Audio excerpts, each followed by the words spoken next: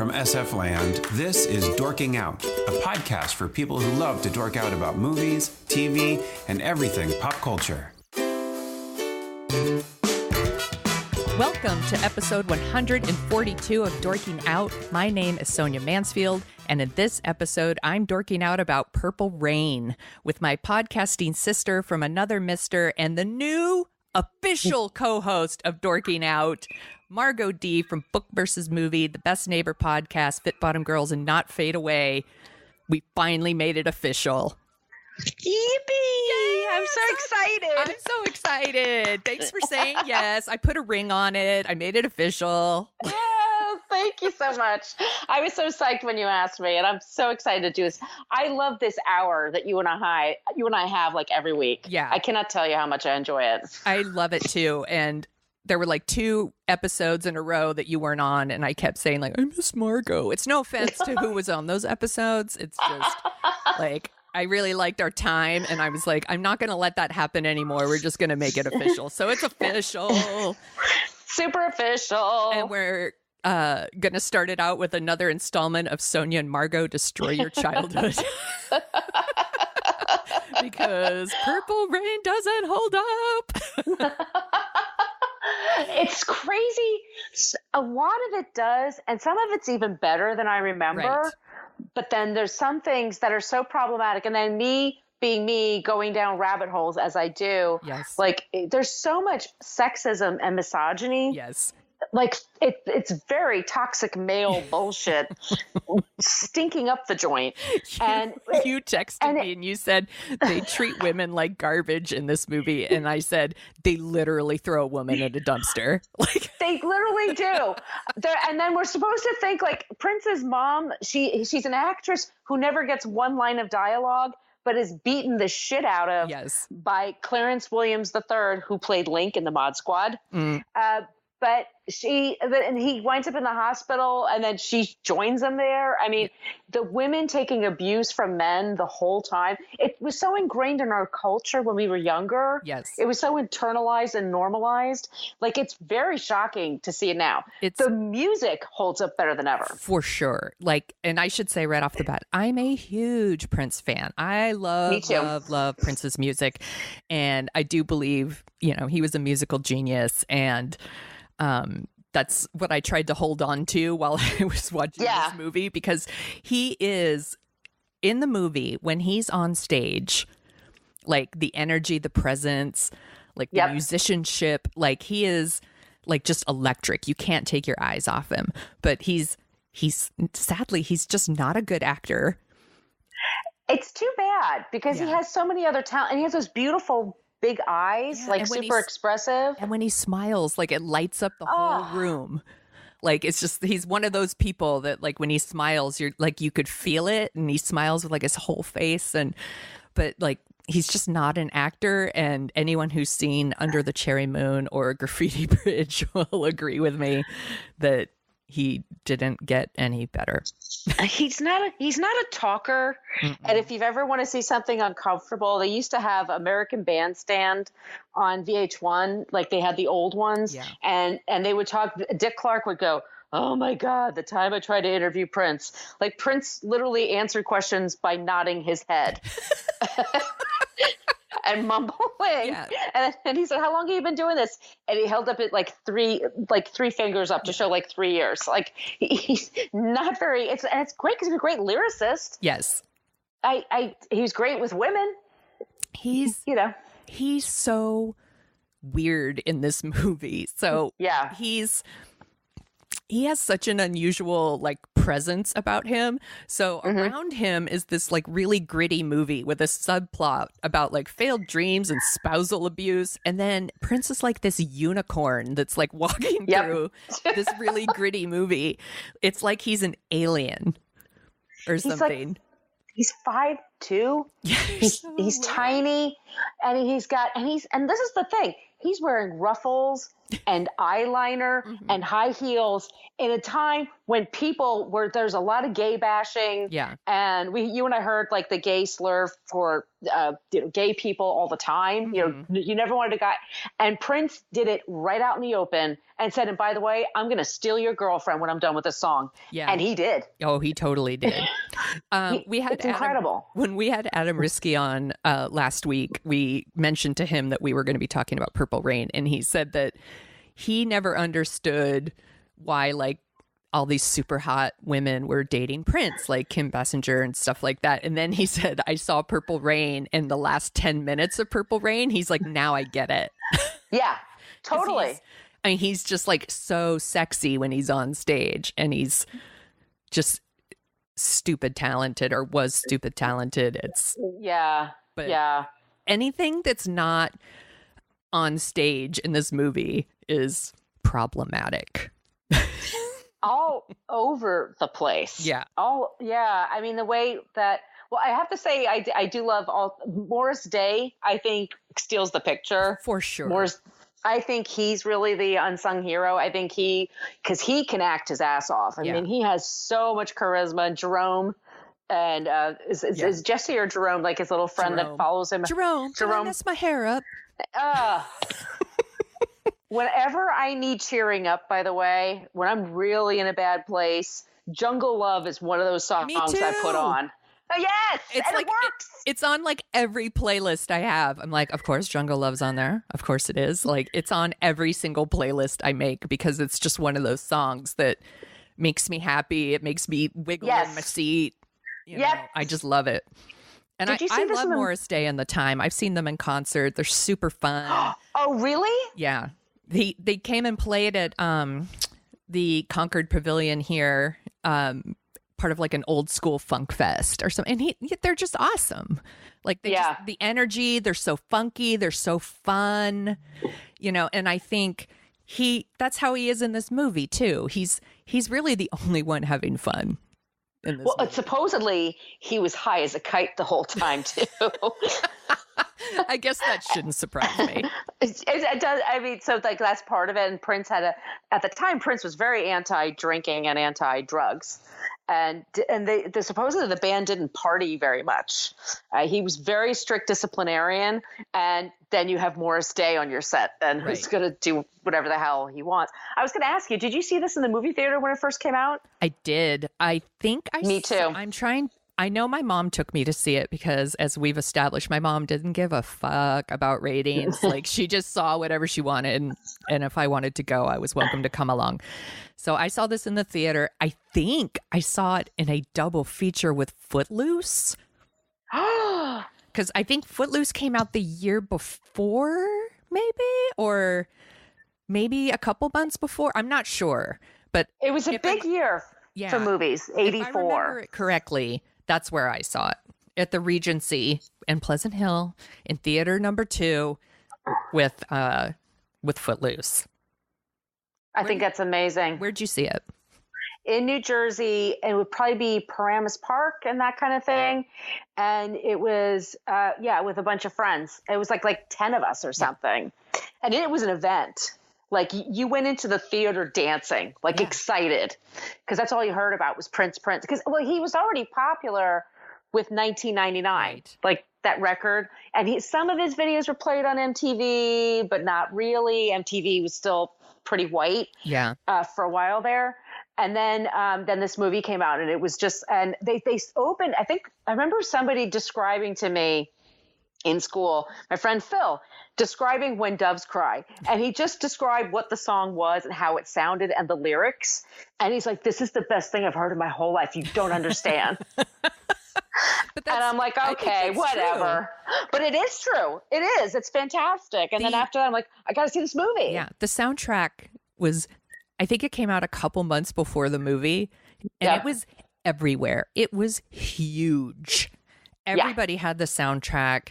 And this was kind of like a Flashdance in Footloose too, where they took like huge chunks of the movie and they would just play it on MTV as their video. So like the video for When Doves Cry or I Would Die for You or Purple Rain, like all of those were just huge chunks of the movie that they just, so it's like commercials for the movie every hour.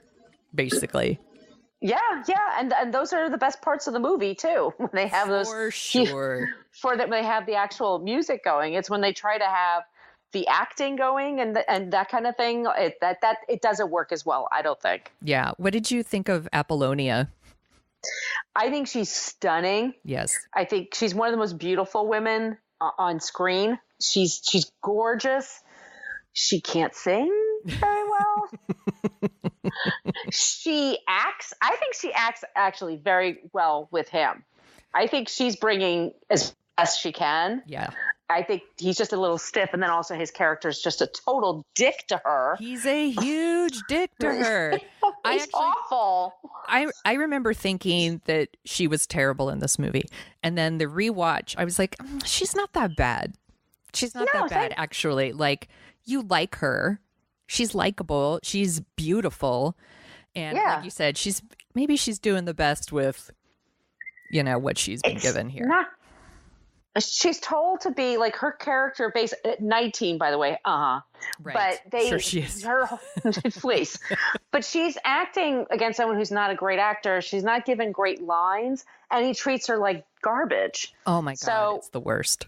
It's the worst. And they objectify her like from the first second she's there. She's like in a bustier and, the stockings and everything. Yeah. So, she, in spite of all that, and making her, I hate the scene when he makes her jump into the river naked or the lake. That scene too. I hate it. That I remember hating as a kid. And I hated the fact that's dicky enough. Yeah. But then when she tries to get back, and you try to put on leather pants, it's hard. And then try to put them on when you're wet. You're wet and topless and trying to cover yourself, and it's obviously freezing. And then he does that dick move where he's like, she starts to sit on the bike and then he drives away a little bit, like makes her really like, and that's played for laughs. He's a huge, huge asshole. He is. So she sees him on stage. This is in the movie. That's how she sees him first, and he's on stage. And of course, he's just rocking it out and he's awesome. And then after his performance, she's there like talking to one of the waitresses about a job. And then he just stares at her and then stands behind her like a goddamn psycho with his sunglasses on. And she's like, just sitting there, like feeling his eyes all over her. And I'm like, what a fucking creep. And then the next thing you know, she's at the mall and he's like, come ride on my bike with me. And and then he tricks her into taking off all of her clothes and jumping into a lake. And then he's like, ha, I'm going to leave you here. I'm like, what a catch. Yeah, exactly. He hits her a couple of times.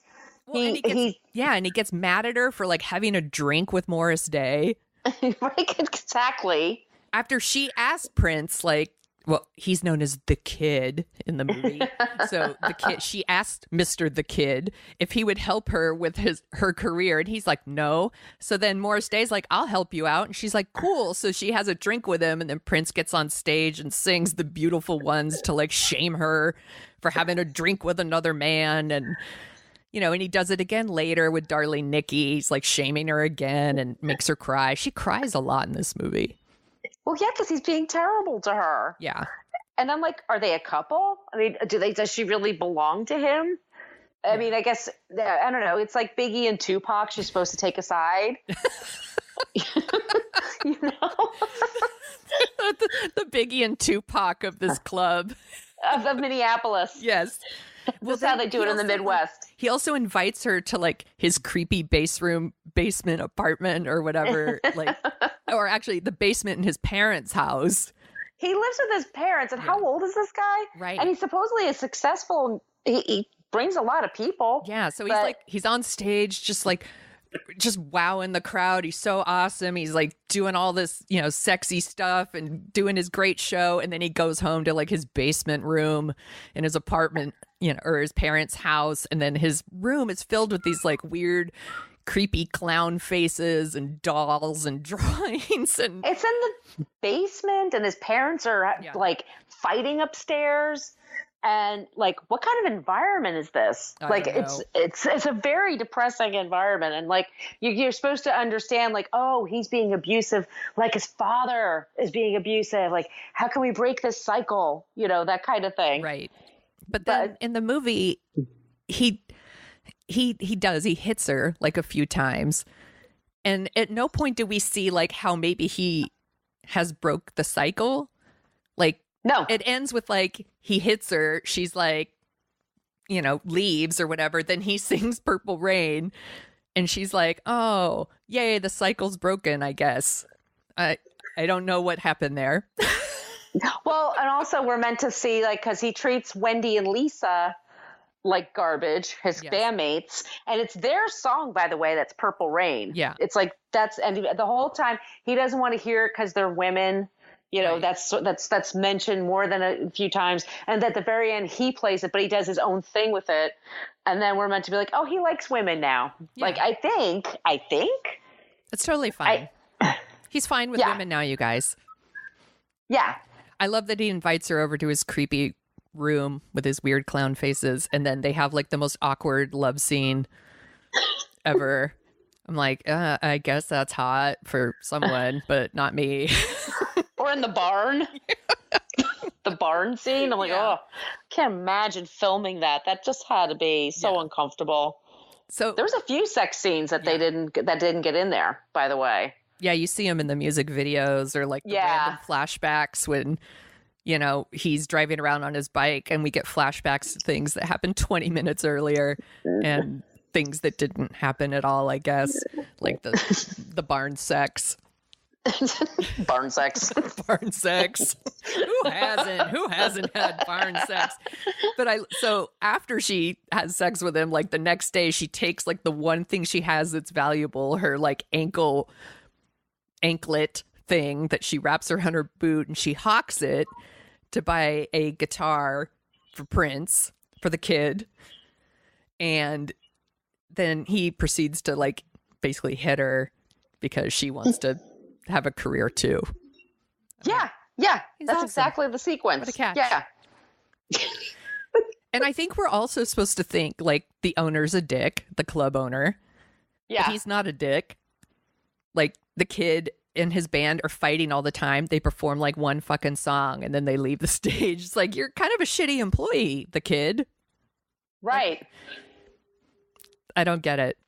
And Morris Day is like bringing them in. How much did you love The Bird? I forgot how much I love that song.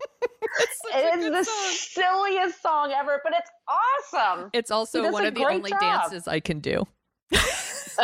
Same here. Oh my God.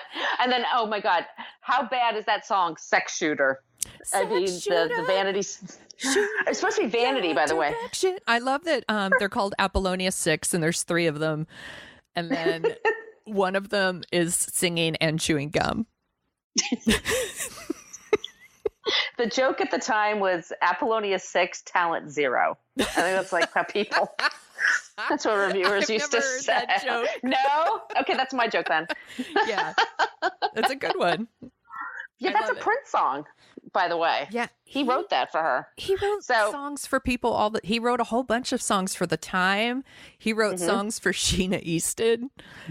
Sugar Walls with Sheena Easton. I watched Sign of the Times the other night too, and Sheena Easton's in that. Is she acting? No, she's like there's no acting really in the movie. It's like a concert film. And, okay. She shows up for You Got the Look, and they have. Like, and I love that song. It's the video. It's just the video. But yeah, he wrote songs for people all the time. The Bangles. Oh, that's right. He wrote Manic Monday. Yep. And then Nothing Compares to You. Yeah. Which is the Sinead O'Connor's version most people know. Oh man, that dude was crazy talented.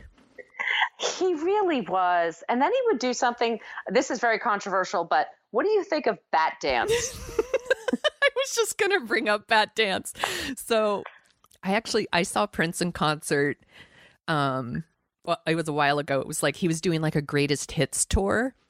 And I went and I was sitting next to this man. I don't know him. And he's like, oh man, I'm so excited for Prince. I can't wait. And I was like, me too. And I was like, what song are you most excited for? And he, said 1999 or some shit, and he's all, what about you? And I was like, oh, Bat Dance for sure. Definitely Bat Dance. And he looked at me like I was totally crazy because I am crazy. It's really not my favorite song, but. Okay, good. But I think it's really hilarious. I think it's hilarious that Prince put out an album of music inspired by Batman. Do you remember the video?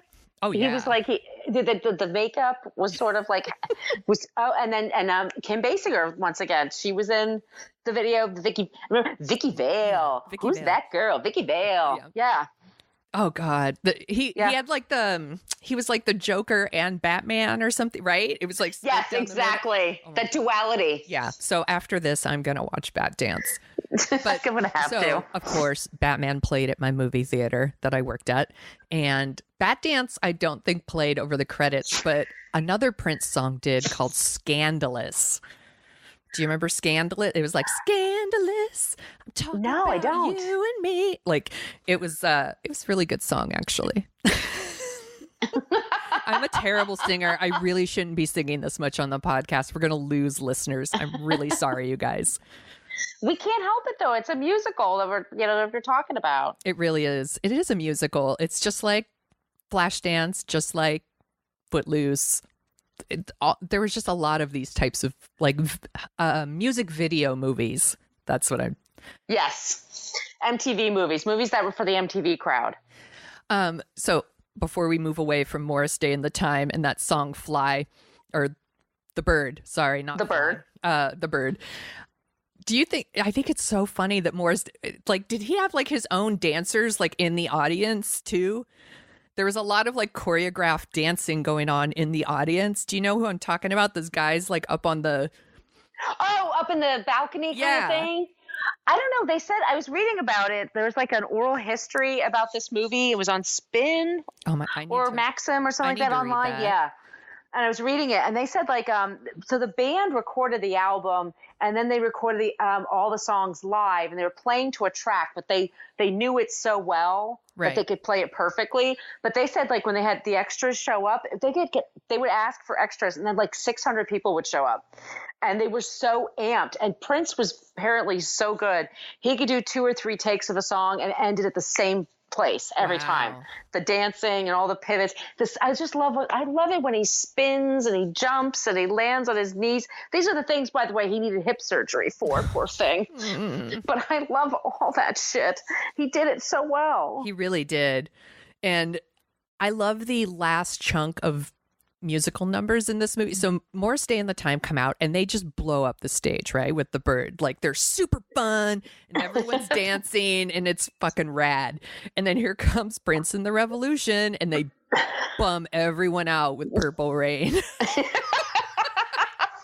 Like everyone's crying. And somehow everyone's like, well, he's totally going to keep his job, I guess, because he made everybody feel something. But I've always thought this, and you tell me if you disagree.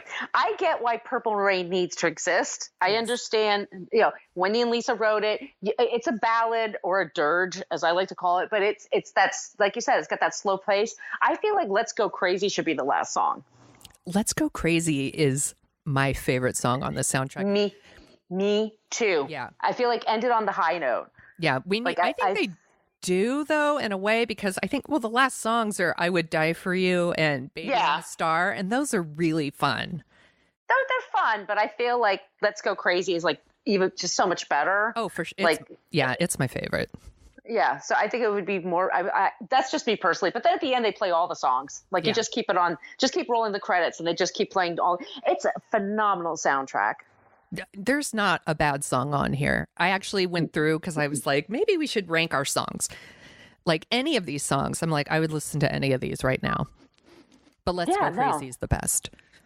Oh, I think absolutely. And that guitar solo is just insane that he does at the very, very end. Mm-hmm. And apparently somebody asked Eric Clapton once, what's it like to be a guitar god? And he said, I don't know, ask Prince.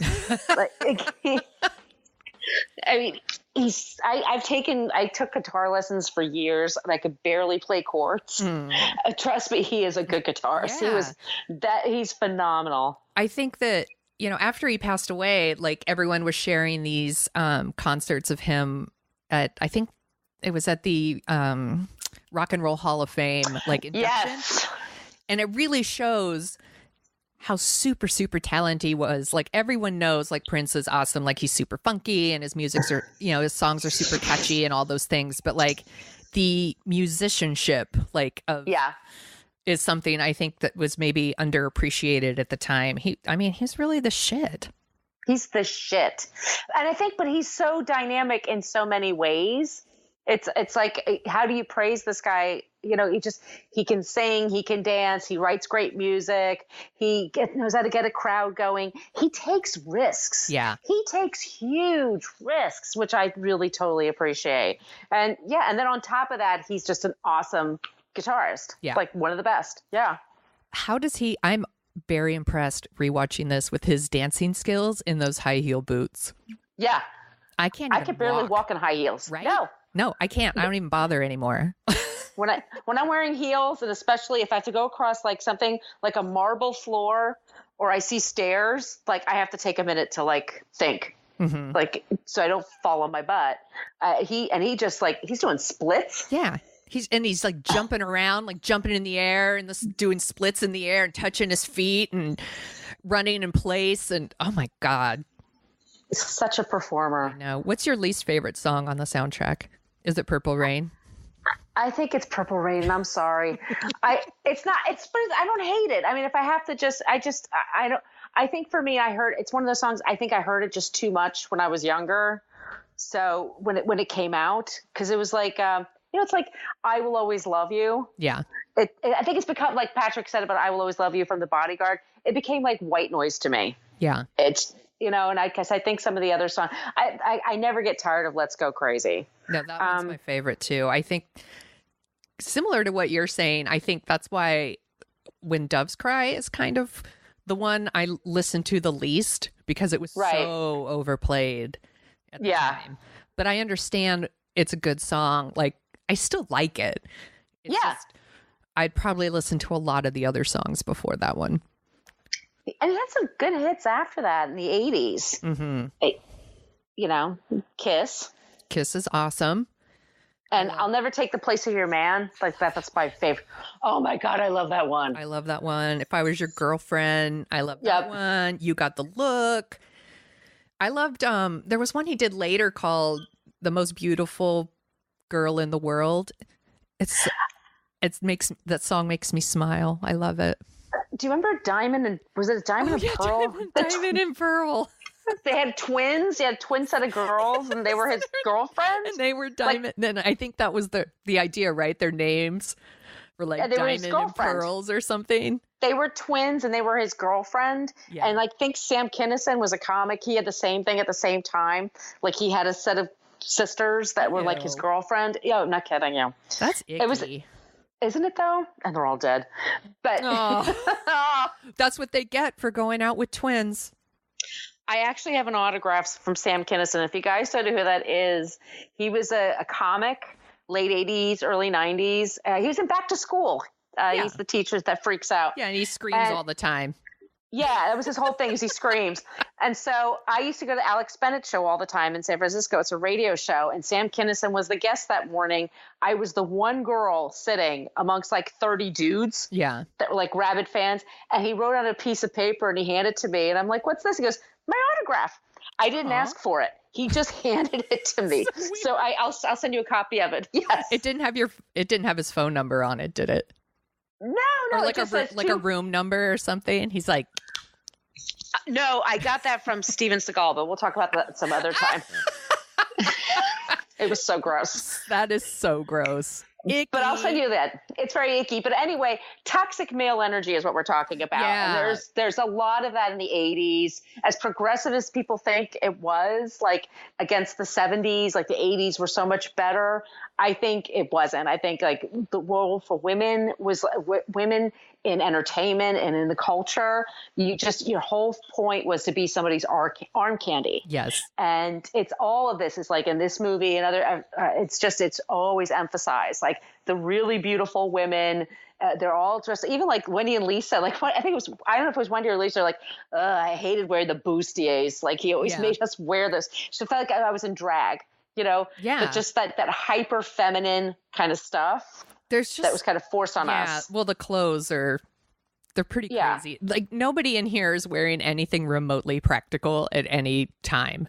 Lingerie was really big in the 80s. I have to say that. Like, putting women in lingerie, like, do you wear lingerie? Not a second. Mm-mm. That stuff isn't comfortable.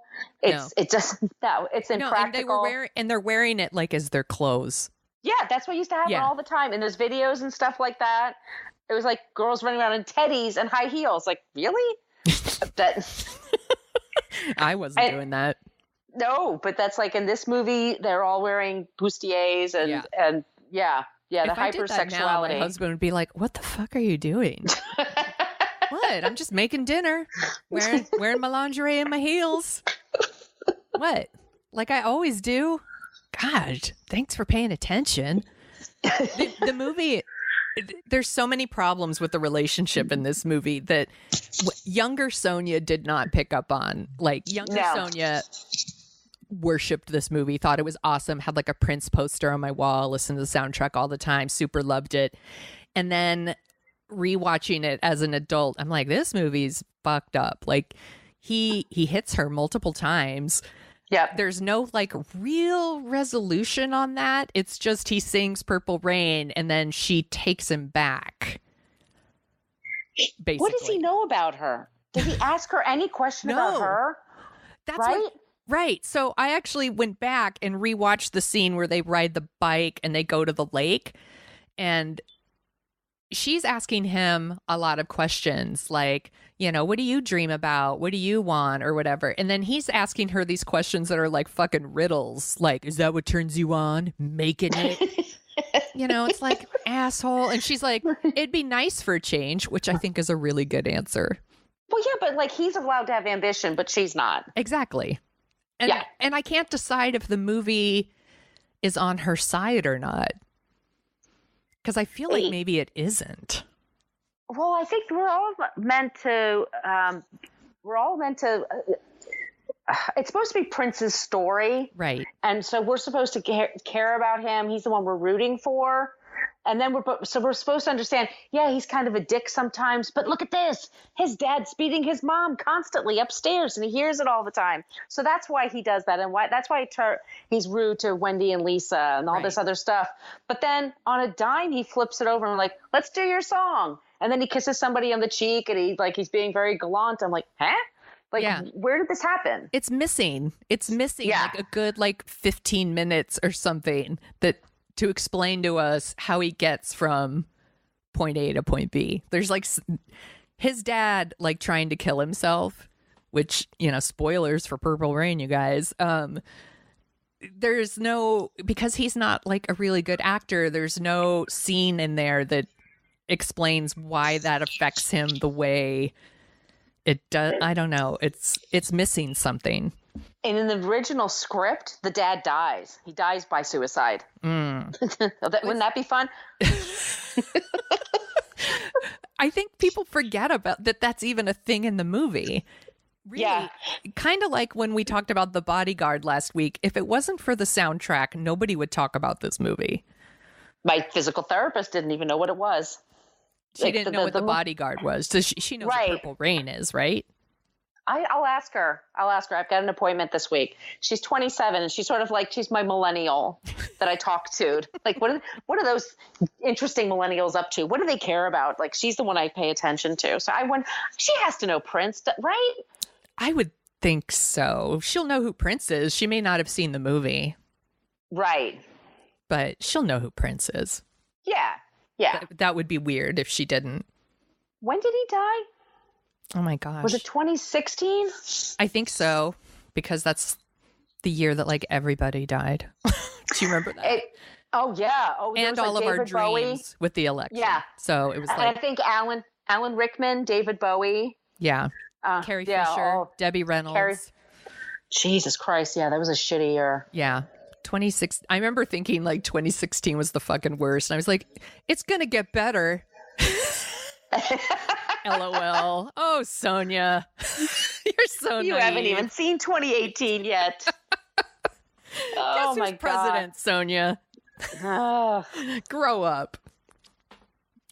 Yeah, so the romantic subplot does not age well. No, the politics don't age well. Yeah. No. And literally, they throw a woman into a garbage dump, like in a garbage dumpster. Yeah. Like literally that's what they do. And you read all these old reviews and nobody brings that up. No, because no, it's like not a thing. It's like, of course he threw her in a dumpster. Why wouldn't he? He was done with her. It was funny. He's done with her. She's trash now. Yeah. And so Morris Day is obviously awesome in this movie, but he's not like an awesome dude. Like I said, he throws a woman in a dumpster. But I do love that he is so talented and they are so fun to watch, because I feel like in a lesser movie, the time would suck, right? Like the kid would be amazing and the time would suck and we wouldn't even understand why people like them, but for some reason they're insanely popular. Like it means something that they're also very good. That's a smart choice. And it was smart. It was good of Prince, because I'm sure he had an ego about him. And to have somebody that talented and that charismatic and funny and can really rile up a crowd. Yeah. Yeah. Yeah. Gary, I agree. I think that I haven't seen Under the Cherry Moon since it came out. Yeah, same here. I do remember it's very terrible. I also remember it's supposed to be a comedy and Jerome is like Prince's sidekick, and it's almost like so now looking back, I wonder, like, was Prince actually kind of jealous of the way Morris Day comes across in Purple Rain, and he thought, well, I'll be the Morris Day in Under the Cherry Moon, even with Jerome, like have my own Jerome, and it did not work out because it's terrible. They had a blow up, Prince and Morris Day, like right after the movie came out, and didn't speak for a while. Oh, that's sad. It is. But yeah, maybe there was a little jealousy there. And also I think, like we said, is what? Every scene that he's in. He's very high in every scene that he's in. Yeah. And Prince might have had a problem with that. That's at the time. Yeah, because he wasn't on his pain meds yet. Damn it, poor Prince. thing. I can't even, with all the prescriptions that guy had. It's unbelievable how much pain he lived with and how alone he was when he died. It's so sad. Ugh, yeah. I really, that one was hard. Mm-hmm. That one was hard. That one made me cry. I was not okay with that one. Well, Prince was a part of my life since I was a kid. Yeah. Like, I always listened to Prince music. Yeah, well, he had his, I Want to Be Your Lover is one of my all-time favorite songs. And that was like 78 or something. Yeah. Like, it's around forever. Like, I hardly remember a time where there wasn't a Prince. Yeah. And every few years. And remember, he was a symbol for a while. That was it was such a punchline. Like, he was the artist formerly known as Prince. And he was a slave to the record company. Yes. And yeah, he was a character. He was a total character. And of course, how do we not, we're going to talk about Prince and we're not going to talk about the Chappelle Show episode. The Charlie Murphy True Hollywood Story where he tells the story about Eddie Murphy meeting Prince and Dave Chappelle is Prince. You've seen this, right? I have not seen it in years. Years. Well, I used to watch it. Okay. Oh, I have the DVD still, actually. Yeah. I got to go back and check out that one. It is one of the things there's Charlie Murphy did like 2 True Hollywood Stories on Chappelle's Show. One was Rick James with the it's Rick James, bitch, like that one.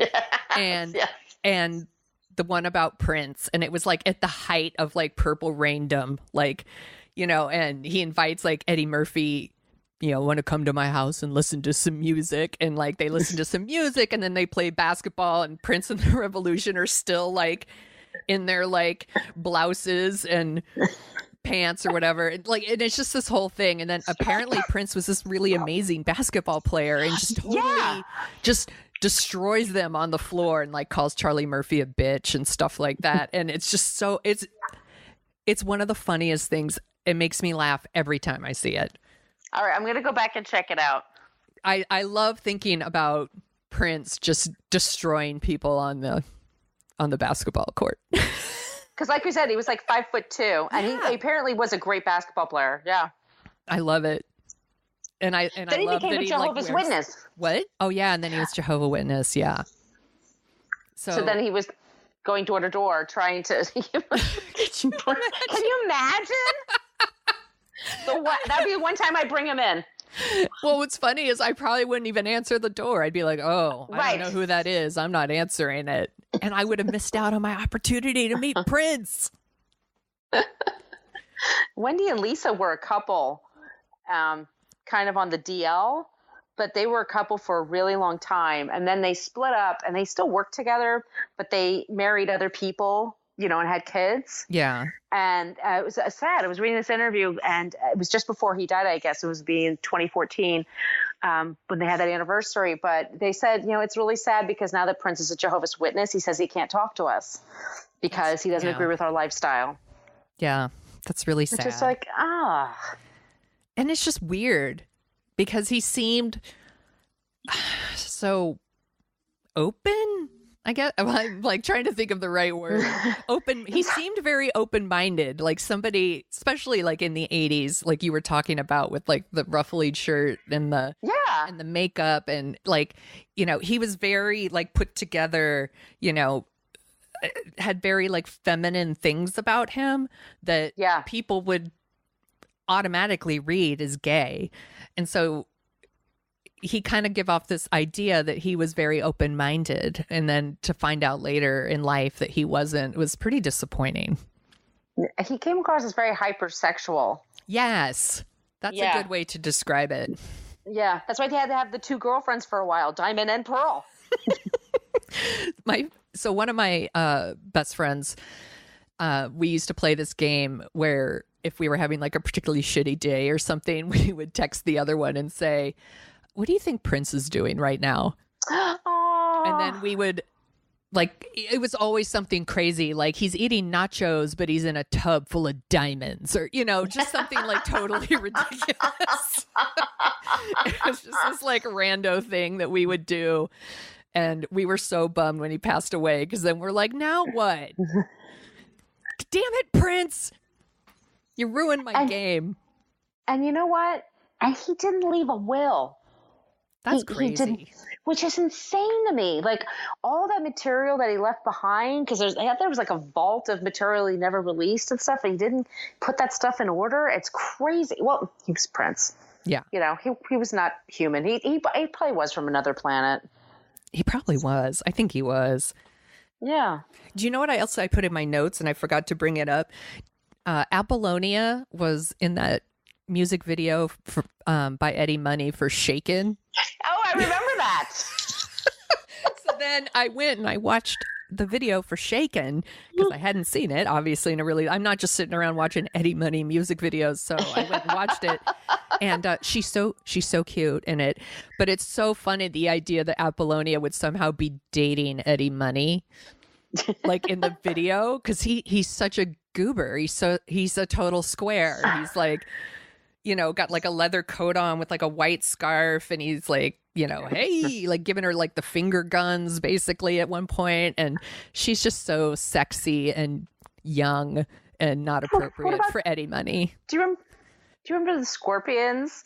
Rock Me Like a Hurricane? Yeah. The band is literally going to be they have to put a cage up because the women are just attacking them when they perform. They have to have steel reinforcements, and it's not good enough. That cage is rattling with sexual women, with hot women. We can't control ourselves when we hear "Rock Me Like a Hurricane." Those German rockers. We got to get that. I got to hit that.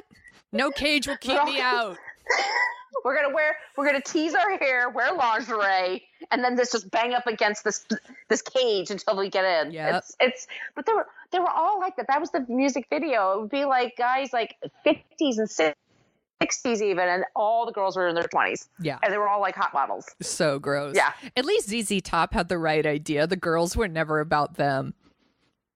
The girls they were doing their own thing. They were driving around in their car, and they would like hook up with other people, not ZZ Top. Oh, that's right. Give me all your lovin'. Yeah. Nobody wants to see ZZ Top getting busy with their beards and stuff. I think they were smart about that. It was a good call. That's a good call. It was a good call. I loved that music when I was young. Oh, I did too. I loved everything MTV played. Everything. I did too. It was just on all the time. Like do you remember coming home from school and watching it for hours? Oh yeah.